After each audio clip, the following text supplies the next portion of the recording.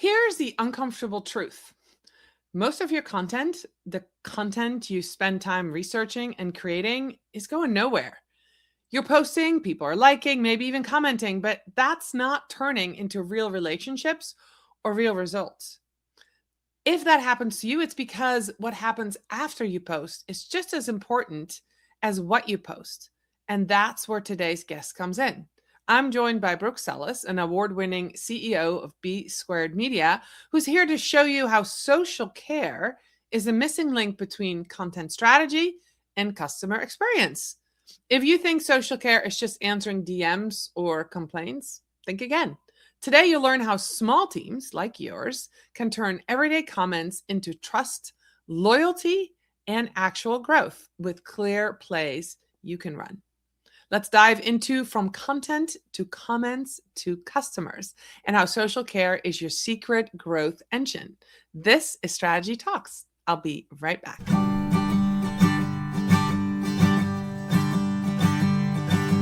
Let's strategize together. Let's hear it from an expert. Join the conversation, it's informative and free. You and me, let's talk some strategy.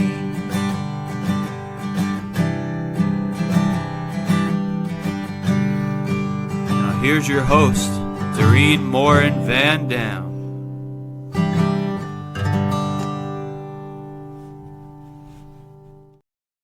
Hi, everyone. My name is Dorien Morin-van, and I am your host. Thank you so much for being here today with us live, whether you're watching this on LinkedIn, on Facebook, or on YouTube. We'd love to know that you're here. Let us know in the comments if you're watching. And of course, because this is live, if you have questions while my guest, Brooke, and I are having a conversation, be sure to put those comments or questions in the comments below where you see this live. And we'd love to know what bubbles up for you as we have this conversation about having social care as part of your care package for your clients. So without much further ado, I'm going to bring Brooke on just 1 second. I do want to do a quick shout out to those of you who listen to Strategy Talks as a podcast. I know you're there and I appreciate you so much. So here is Brooke. How are you today, Brooke? Hello. Thank you so much for having me. It's always so much fun to get together with you and chit chat. I know. We were actually starting a minute or two late because we were in the green room chit-chatting, late's whatever. We're going live, so it doesn't necessarily matter. But yeah, we were catching up on all the good things. So that's all good. So you've been talking about social care for many years. And today we're going to talk about what it means for smaller teams. Now you serve clients, enterprise clients, correct? Yes. So typically for social care, we're talking to brands who are anywhere from, 500 million to 70 billion in that range. So enterprise, but don't fret because what we do applies to literally anyone and everyone using social media for marketing or branding. That's awesome. All right. So first question, Brooke, when should a small team start thinking seriously about social care as a function, not just a reaction? I think now's the time. If there were ever a time, now would be it. I mean, I think we've all seen as marketers the struggle with reach, with impressions, with engagement. All the things on social have become so much harder. And I think the key to that is we've been trained as marketers, especially social media marketers, to focus on the content on social, right? I think Jay Baer used to say if content if content is gasoline, social media. No, if content is fire, social media is the gasoline, or is it? Anyways, long story short, the emphasis has been on content since the beginning of social for years.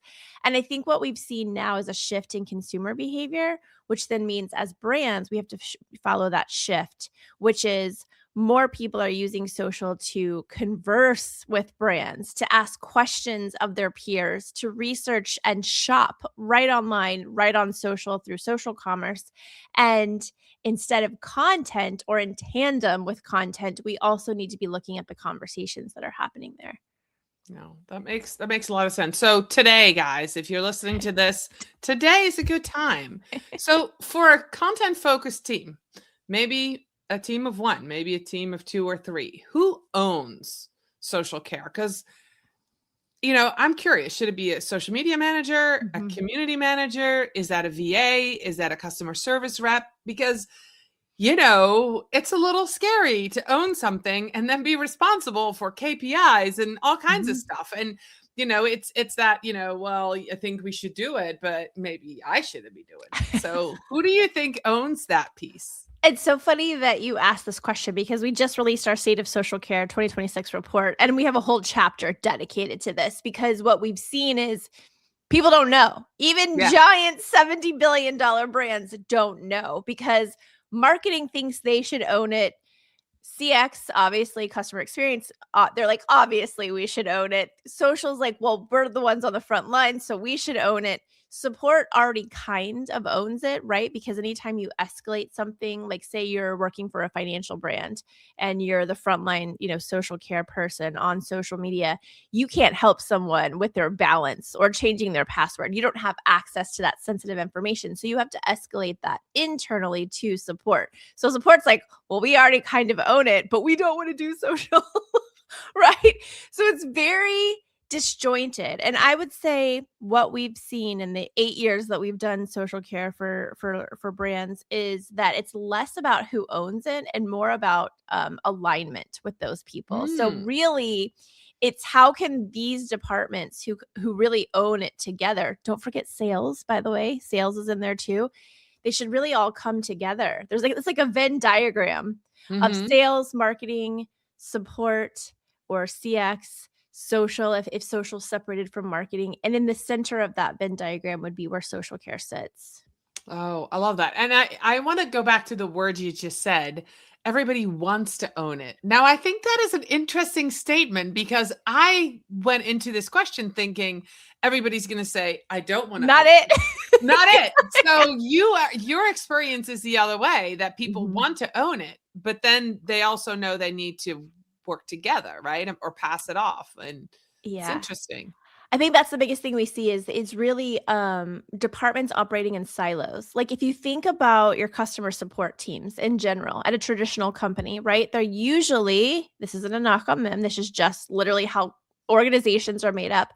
They're usually the lowest paid, lowest educated team members, but they have the most data rich jobs. They hear first all of the complaints. They hear first all of the brand loves. They hear first all of the little sentiment meaning like how you feel about a brand or the product or the services.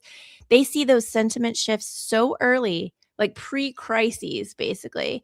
And yet we don't ever go ask them about customer information, customer journey mapping, customer sentiment, UGC, right? All of these things sit with them literally just by nature of their job. And yet sales and marketing typically make strategies and don't include them at all. So I think that's the biggest hiccup is the operating in silos and figuring out how do we become an orchestrated team, not operating in silos and sharing data throughout so that we can all do better.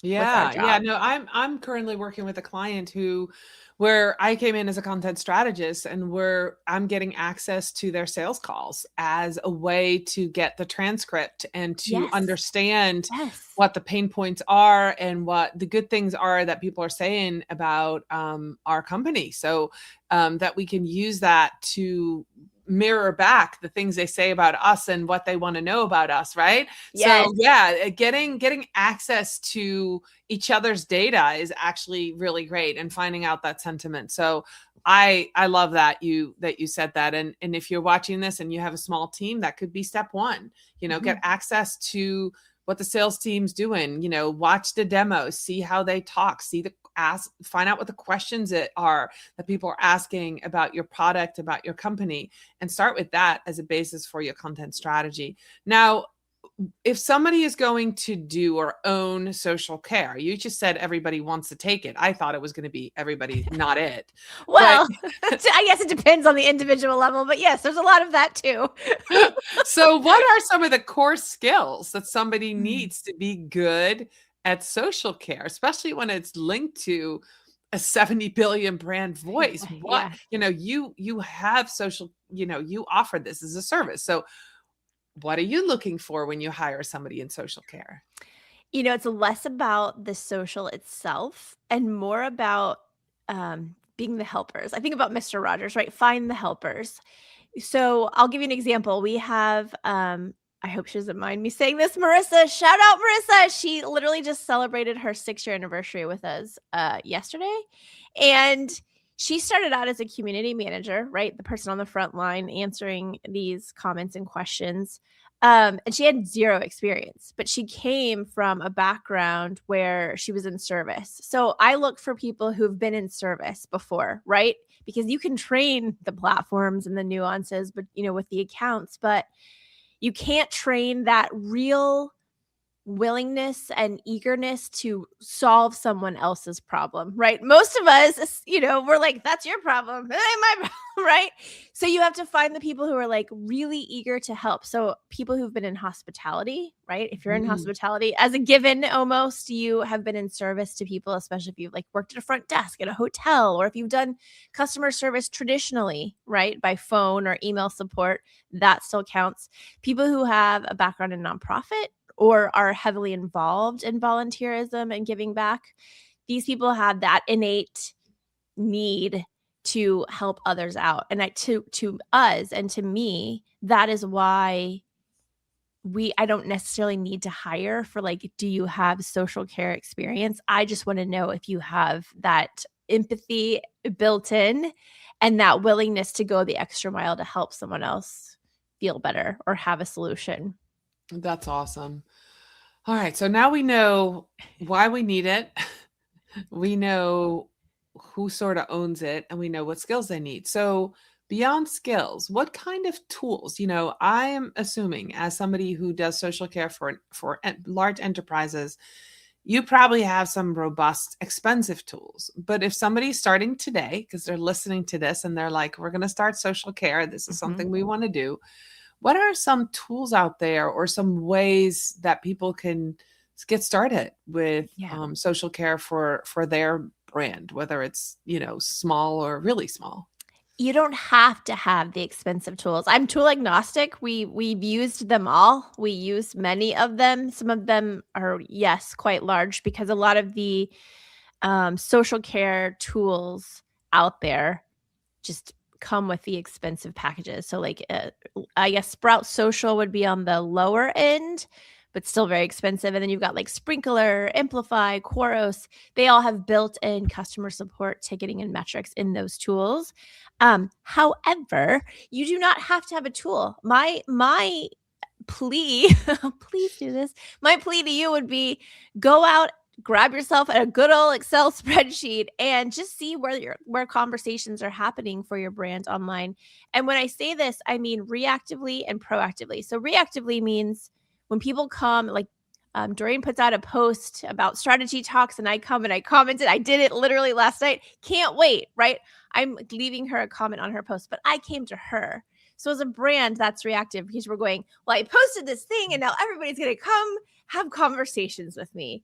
That's a great thing to have and get, but it doesn't always happen like that. You also have to use social listening to go out and proactively look for conversations around your brand, your products, your services, your stakeholders, where people aren't speaking directly to you, right? So there's conversations where people are talking directly to you, and there's conversations where people are talking about you, but they don't mention your brand online. So those notifications don't come to your inbox, right? So if I say, I'll give you a quick example. If I say, hey, at Nike, I love my new Air Jordans, Nike sees that because I've used the @ symbol and I've tagged Nike. But if I just go out on socials and I post a picture of my new Air Jordans and I say, oh my God, look how amazing my new Air Jordans are, wee, right? I haven't tagged anyone. So Nike wouldn't see that brand love or that UGC, user generated content post, because they're not using social listening. So I just want to make that quick inference. But I would start reactively. I would go out, I would look at all of the conversations that are happening around my brand and note that. Where are they happening the most? What do they comprise of? A lot of people think that the conversations are automatically going to be support related. Like, hey, I bought these Air Jordans and the laces were missing and I want a refund, or I want to return them, or send me my laces, right? But what we found is that about 20% of all conversations, at least for our clients on social, are actually sales related, meaning people are asking questions to the brand that are like, hey, where can I buy these Air Jordans? Where can I special order this type of Air Jordans? Where can I get special laces for my Air Jordans? These are sales support questions. And if they get left out there, guess what? You typically don't get that revenue or that sale. Right. So first things first, just go find out what conversations are happening, which platforms are happening on, and then we can go from there and start to what we call tag and label those conversations into different categories. So like the Air Jordan example, I would tag that as the product, Air Jordan, and then I would tag it with the sentiment, which AI does for you, but we'll get into that later. But it would say like positive if I'm saying like, I love these, squee, right? Or if it was negative, hey, my laces are missing, I would skew it that way as a product concern. That might be a shipping concern, right? This is something that could get fixed if it's a glitch in the matrix, as we call it. I love that. So you're saying, for those of you who are listening, if you don't have an expensive tool, start categorizing, labeling, finding the conversations, and then figuring out what they're about, what the sentiment is, and then positive, negative, what people are talking about. I too have worked for a larger e-commerce brand where as the front social person, I would see some of those conversations. And I think at that time, nobody was really taking social care seriously. Yeah. And so some of those questions would come to me, which meant there was this stage approach where I would have to go to customer service and then they would reach out. But truth is that sometimes some of the conversations just weren't answered in time or at all, or to the satisfactory of the person. So I see where social care can come in there and really be an asset to a company. I saw that there where that was missing. This is the other thing I preach about. I know you've heard me say it, but I'll say it for everybody who's watching or listening today, which is, we have heard as social media professionals for 100 years, social media doesn't have an ROI. Yes, it does. And especially when you start to think about the conversations that are happening on social, whether you want to call it social care or social media engagement or whatever, it's called many different things, right? But if you start to look at all the conversations, write them down, even if it's in a spreadsheet, even a tool like Agorapulse, by the way, which is a much like a regular quote unquote social media management tool, but they even have tagging and labeling. So inside of their tool, you can tag and label these conversations. But find the conversations, just tag and label, start here. Sales conversation, meaning they want to buy. Support conversation, meaning they need help. And then tag sentiment, as Dorien said. So negative, positive, neutral. So was the conversation good? Was it bad? Was it, nothing, meh, in the middle, which still is not great. But still, just put those things down. The amount of data and insight that you'll start to give yourself around these conversations that are happening might look something like this. Well, on Facebook, we get a lot of engagement, but none of it leads to ROI, which would be saving a client, support, or selling a client, sales, right? But on Instagram, we get a ton of sales support questions. People who are asking where to buy, how to buy, give me, they're trying to give us their money. Well, now when it comes time to budget, and we know Facebook goes bananas with engagement, but nothing leads to retaining a customer or selling a customer. But we know on Instagram, we could actually finish out those conversations and sell those customers. And budgets are getting cut right now. Who am I going to cut? I'm going to cut Facebook because I know on Instagram I have potential to bring in revenue through my social media activities. So, I mean, I understand what I'm asking is a totally different way of thinking about social, but it's also how you get to revenue from social, which makes stakeholders pay attention, which means hopefully your budgets don't get slashed because you're Right. proving the value of social every day. Yeah. All right. This is so helpful. I think this is so helpful. And you kind of sort of already answered this, but I'm going to dive a little bit deeper. What does a weekly workflow look like for a team if they were to manage both the content publishing and social care? Is that something they can do simultaneously? Is that Oh, yeah. something it's with intention? What would that look Yeah. like?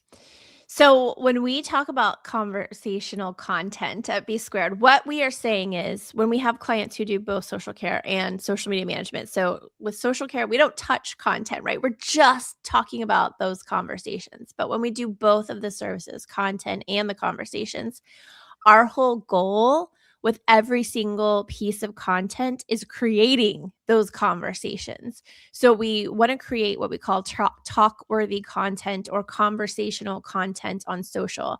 So we're using polls, we're asking questions, we're sharing opinions and feelings as the brand because we're humans, right? This is very nerdy, but I did my undergraduate thesis on this, and it's called the social penetration theory. Terrible name, brilliant concept. But essentially, what it says is as human beings, when we're vulnerable with one another, when we go past like cliches and factual talk and get into opinions and feelings, we actually build connections faster.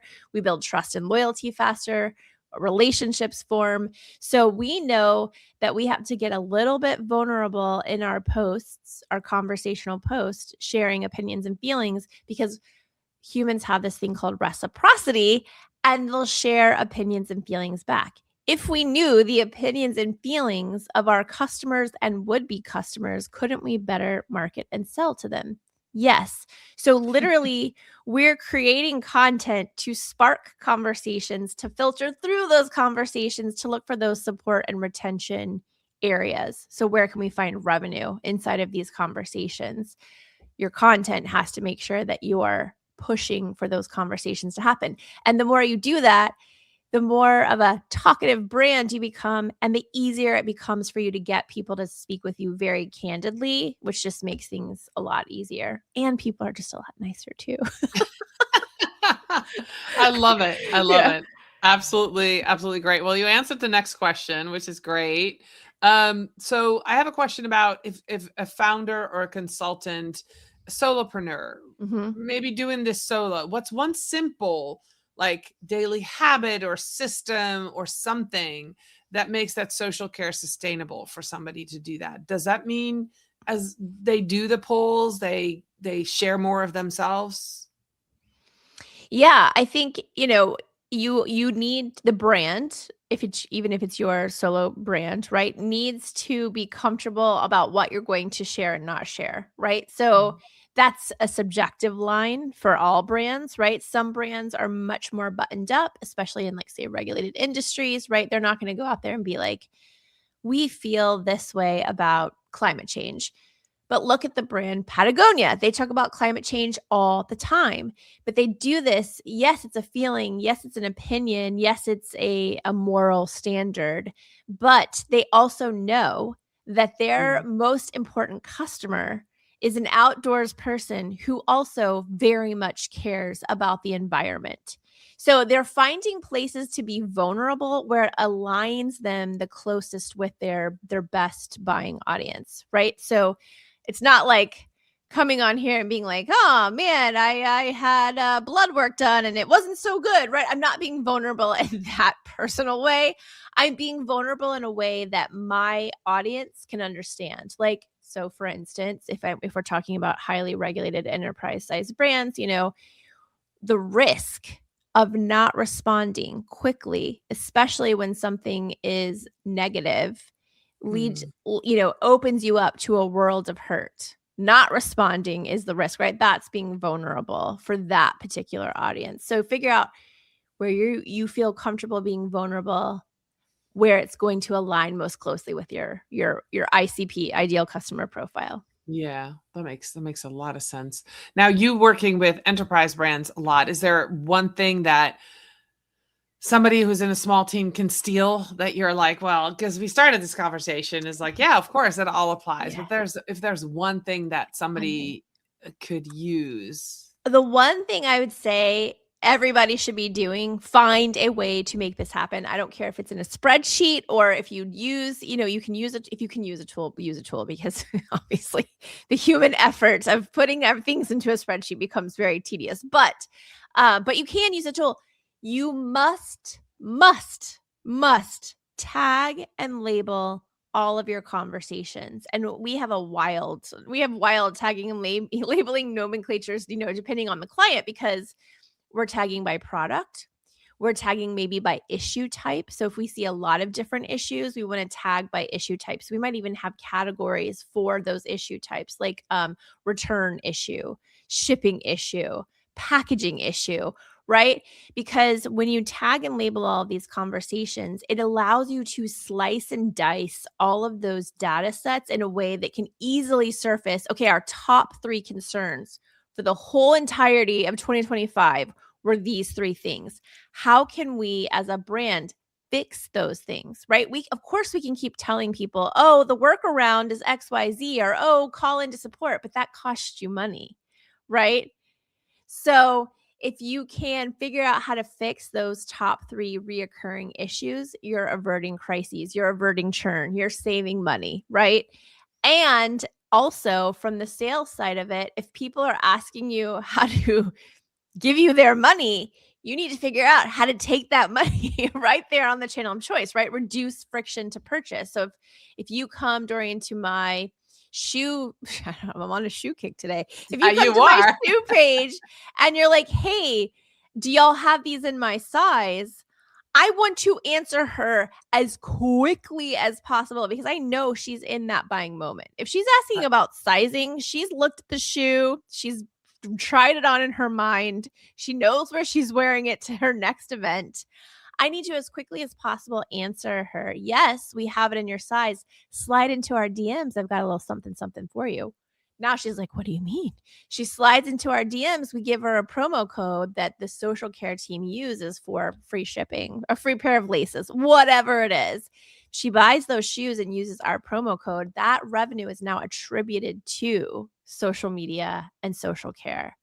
All So right. that is how we start to get stakeholders to pay attention to social media. We do have to prove the ROI, but this is how you do it. So tag and label Everything. everything. Yeah, that actually was going to be my last question as we're getting towards the end of this conversation is how do we measure success of a social care campaign, and how often do you, I mean, I'm assuming there's reports all the time, but for a small team, would you consider a monthly report, a quarterly, like kind of reset? What do you recommend for somebody to, that all that data, if you're tagging and doing all that, what do you need to do with that data and how often? The simplest, most impactful, and it's the smallest report, by the way. The most impactful thing that we do is what we heard loops, and they happen every week. And so every week we're looking at those tags and those labels, and we're saying to sales, to marketing, to product, right?